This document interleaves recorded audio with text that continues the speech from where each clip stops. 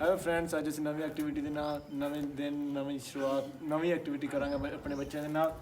ਅੱਜ ਆਪਾਂ ਕਰਾਂਗੇ ਆਇਡੈਂਟੀਫਿਕੇਸ਼ਨ ਕਰਨੀ ਹੈ ਸੌਂਡ ਸਾਊਂਡਸ ਦੀ। ਚਲੋ ਅੱਜ ਕੱਲ੍ਹ ਤੁਹਾਨੂੰ ਮਜ਼ਾ ਆਇਆ ਸੀ ਐਕਟੀਵਿਟੀ? Yes sir. ਅੱਜ ਆਪਾਂ ਨਵੀਂ ਐਕਟੀਵਿਟੀ ਕਰਾਂਗੇ। ਇਹਦੇ ਵਿੱਚ ਆਪਾਂ ਕੀ ਕਰਨਾ ਹੈ, ਤੁਹਾਨੂੰ ਮੈਂ ਫੋਟੋ ਦਿਖਾਊਂਗਾ, ਉਹ ਤੁਸੀਂ ਜਾਨਵਰ ਦੀ ਫੋਟੋ ਉਹ ਦੇਖੋ ਆਵਾਜ਼ ਕੱਢ ਕੇ ਦਿਖਾਉਣੀ ਹੈ, ਠੀਕ ਹੈ? Yes sir. ਠੀਕ ਹੈ, ਤੁਸੀਂ ਆ ਕੀ ਹੈ? ਡੌਗ। ਡੋਗ। ਤੁਸੀਂ ਦੱਸੋ ਡੋਗ ਹੈ? ਦੇਖਿਆ ਡੋਗ ਕਦੇ? ਕਿਵੇਂ ਬੋਲਦਾ ਡੋਗ? ਤੁਸੀਂ ਦੇਖਿਆ ਡੋਗ ਹਾਂ। ਕਿਵੇਂ ਬੋਲਦਾ? ਬੋ ਬੋ ਬੋ ਤੂੰ ਦੇਖਿਆ ਕਿਵੇਂ ਬੋਲਦਾ? ਬੋ ਬੋ ਬਾਬਾ ਬੋਲਦਾ। ਗੁੱਡ। आ की है? गाय। गाय। गाय कैसे आवाज निकालती है? मैं। आ की है? डॉग। तो पहला हो, फिर आ गया अपना। आ की है?